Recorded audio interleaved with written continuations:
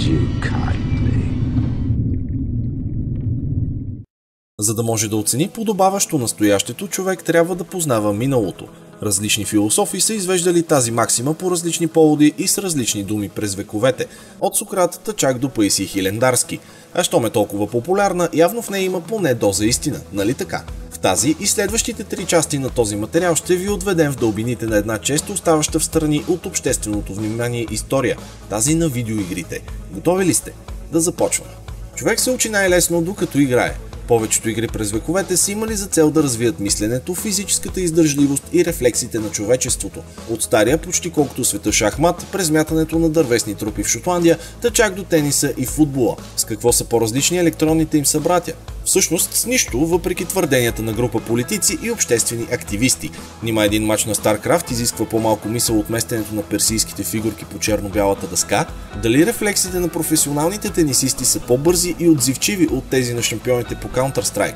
А ако сте се докосвали някога до Nintendo Wii, знаете колко физически натоварващо е да изиграете един виртуален боксов матч и колко кърпи трябват за попиване на съвсем истинската пот по пода.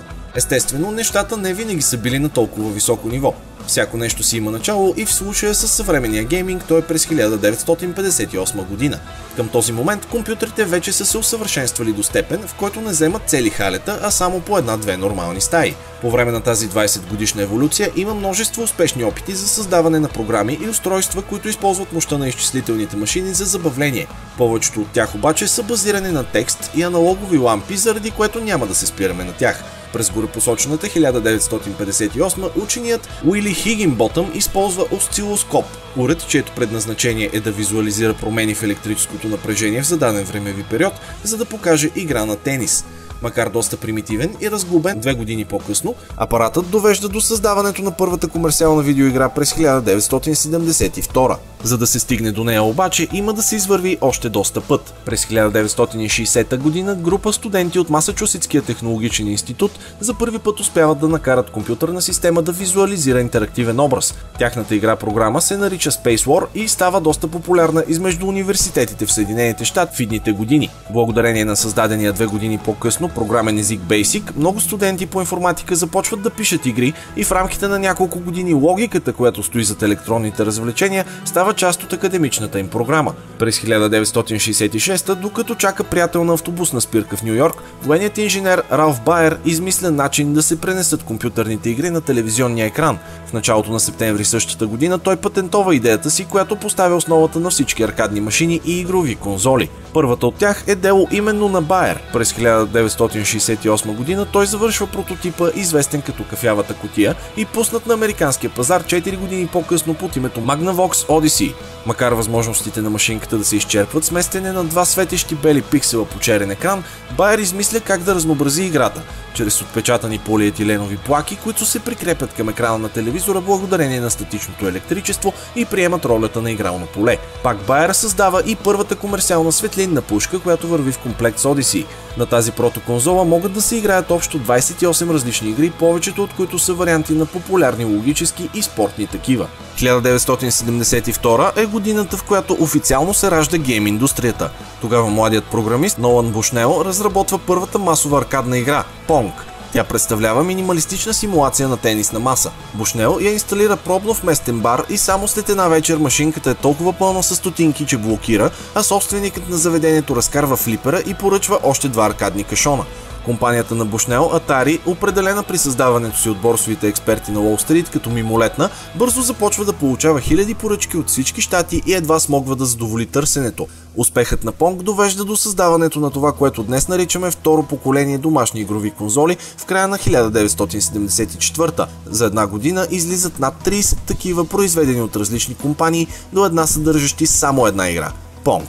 Пак през 1974 притежателите на графичните компютърни дисплеи на компанията EMUAC стават свидетели на революция – играта Maze War, която поставя основата на шутерите от първо лице. Друга революция се състои през 76-та. Тогава се появява комерциалният вариант на текстовото приключение Adventure, който пък дава началото на съвсем нов вид електронни развлечения, познати у нас като квестове, а официално носещи името на първата от тях. Междувременно се наблюдава бум на аркадните игри. Редица компании като Midway, Sega и дори производителите на играчките Барби Mattel се включват в надпреварата. Следващия голям хит обаче отново идва от лагера на Atari и се нарича Breakout. Играта се появява през 1976 година, а концепцията й е проста.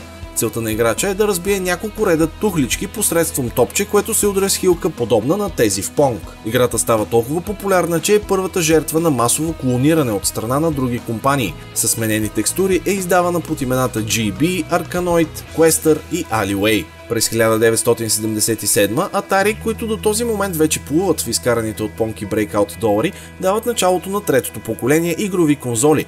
Тяхната 4-битова Atari 2600 е първата графична конзола. Тя може да визуализира 16 различни цвята и има примитивен звуков чип, чието възможности се свеждат до пръщене и писукане. Пазарната им схема, всяка игра да се купува отделно от системата и да се помещава на дискета с шарен етикет, ражда съвременния гейм маркетинг и довежда до създаването на първите гейм студия, между които малка компания, известна в наши дни като Activision.